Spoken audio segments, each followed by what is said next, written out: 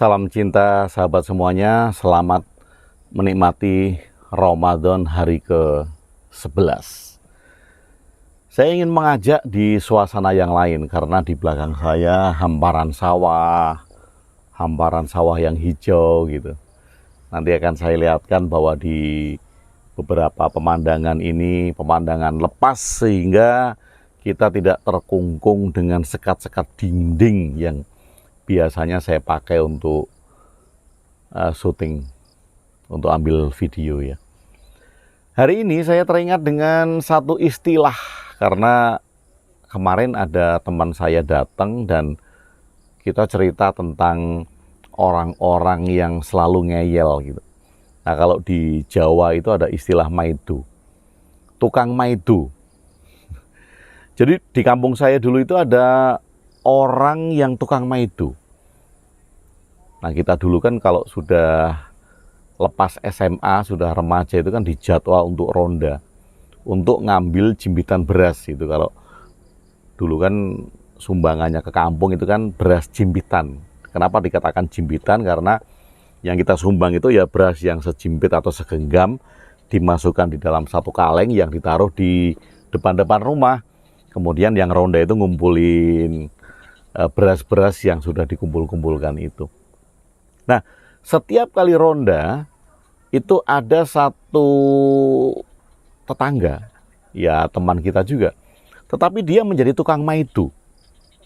Istilahnya maidu ya, tukang maidu. Maidu itu adalah semua hal itu dipaidu. Paidu itu padanannya adalah ngeyel bisa, membantah bisa, menyalahkan bisa. Jadi hampir sama dengan itulah. Apa aja dipaidu itu ya dinegasikan gitu ya. Jadi misalnya ada orang yang cerita tentang agama, dia paidu tentang agama. Apa itu agama itu nggak bener gitu. Giliran kemudian ada orang yang cerita tentang presiden negara, dia juga bilang, wah apa itu presiden negara itu. Ngeyel, menolak, menegasikan. Itu tukang paidu.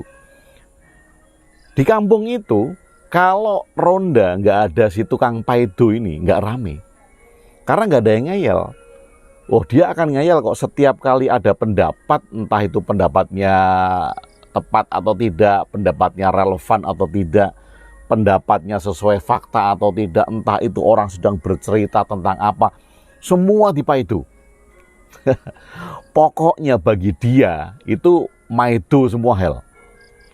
Semua hal dipaidu.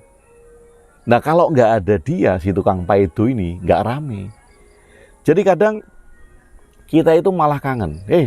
Si Jono mana ya? Si tukang paidu mana ya? Kok nggak ada ya? Jadi kita kemudian ceritanya malah menjadi serius. Menjadi sepaneng gitu. Karena kayak memikirkan sesuatu yang sangat penting sekali gitu. Karena nggak ada si tukang paidu ini. Nah tukang paidu ini kalau nggak ada, dia malah dikangenin gitu. Dikangenin. Walaupun kalau dia ngeyel, kadangkala juga bikin sumpek juga. Kalau sudah ngeyel, semua dieyelin, semua disalahkan, semua dinegasikan, itu nggak ada yang benar bagi dia. Bagi si tukang paidu ini nggak ada yang benar semua hal. Walaupun ada orang yang sudah mengatakan hal-hal yang benar dan tepat gitu. Misalnya ada orang yang tanya, ada teman yang tanya ke teman yang lain, kalau menurut hukum Islam itu bagaimana ya kalau perkawinan gitu. Nah dia sudah menjawab dari sisi agama Islam dengan dalil-dalilnya. Dipaidu sama dia. Wah itu sudah tepat pun dipaidu. Apalagi yang nggak tepat gitu. Jadi semua hal. Nah ini kangen kalau dia nggak ada, kita kangen. Ini sepi ya, nggak ada si Jono, tukang paidu nggak hadir gitu.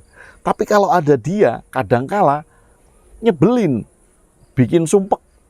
Tapi kalau nggak ada dikangenin. Nah ini si tukang paidu itu, si tukang paidu. Nah dulu tukang paidu itu hadir di pos ronda, hadir di warung kopi, hadir di tempat-tempat ketika ada cangkruan, ada orang-orang atau teman-teman yang lagi sedang ngobrol-ngobrol, ya ini ada nih tukang paidu ini. Dan sebetulnya bukan hanya di kampung aja tukang paidu itu, di sekolah juga ada tukang paidu. Murid yang selalu maidu gurunya itu ada gitu. Nah sekarang tukang paidu ini muncul juga di media sosial. Ya entah itu di Facebook, Instagram, Twitter, YouTube, TikTok apalagi. Wah, itu banyak sekali tukang paido. Nah, tetapi asik keberadaan si tukang paido ini. Kadang-kala ada orang yang membersihkan filter komen-komennya dari tukang paido. Tetapi kalau saya, ini malah memberikan warna si tukang paido ini. Memberi warna sehingga bisa menjadi dinamis, walaupun kadang apa yang diucapkan, apa yang dikomenkan ini nggak mutu. Nggak ada isinya, nggak mutu. Ya iyalah, orang tukang paido yang dimutuin apa. Tetapi itulah, dia menjadi warna tersendiri. Kalau kita kemudian melihat bahwa semua hal itu ada paradoks. Ada baik, ya ada buruk, ada tinggi, ada rendah, ada siang, ada malam, ada jauh, ada dekat, ada cinta, ada benci, ada orang yang berteman, ada orang yang bermusuhan, ada orang yang menyetujui dan tidak menyetujui, ada yang mendukung dan ada yang maido. Jadi karena ini paradoks kehidupan, ya ini nggak akan bisa dihilangkan dari sisi-sisi manapun juga, termasuk di media sosial. Nah, kadang kita itu malah menyingkirkan orang-orang seperti ini. Oh, ada si tukang paido muncul, blokir. Oh, ada si tukang paido muncul, filter gitu kadang-kadang. Tapi kalau saya akan saya pelihara supaya terjadi dinamis.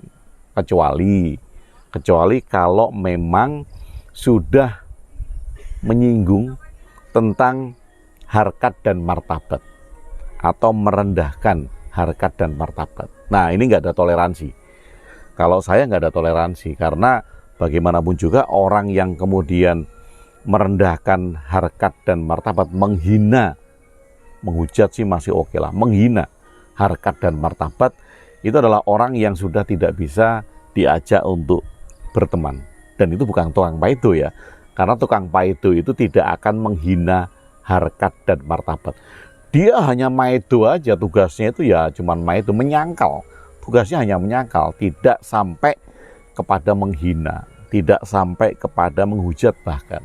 Nggak sampai, dia hanya menyangkal aja, maido semua hal. Nah, ini asik kalau di marketing itu ada black campaign ya, ada marketing hitam, ada kampanye hitam. Nah, sebenarnya orang-orang seperti ini bisa menjadi black campaign.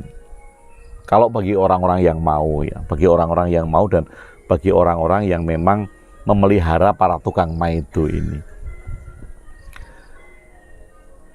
Kalau dunia di media sosial itu nggak ada tukang paido, ya mungkin sepi. Tapi gimana menurut sahabat kalau di bulan Ramadan ini tukang paidonya menjadi-jadi. Karena ada beberapa hal yang tidak dilihat secara realistis atau tidak dilihat secara faktual. Misalnya kalau hal itu yang disampaikan oleh orang itu sudah benar, sudah tepat. Harusnya kalau kita melihat hal-hal yang realistis, hal-hal yang faktual, kalau itu tepat ya kita hargai bahwa pendapatmu tepat. Bahwa apa yang kamu sampaikan itu sudah benar. Tapi kalau tukang paido itu nggak peduli. Mau tepat mau enggak, yang penting dia maido. Yang penting dia menolak. Yang penting dia punya pendapat yang berseberangan. Nah, ini yang ingin saya gali agar kita bisa melakukan refleksi bersama-sama itu, apakah kalau saya muncul di satu komunitas, di satu pendapat, di satu diskusi, apakah saya ingin menonjol dengan cara menunjukkan pendapat yang berseberangan. Jadi entah pendapatnya benar, yang penting saya harus berseberangan. Entah pendapatnya tepat, yang penting saya harus berseberangan. Yang penting harus saya tentang dulu. Yang penting harus saya lawan dulu. Supaya apa? Supaya yang lain itu melihat saya. Supaya orang lain melihat eksistensi saya.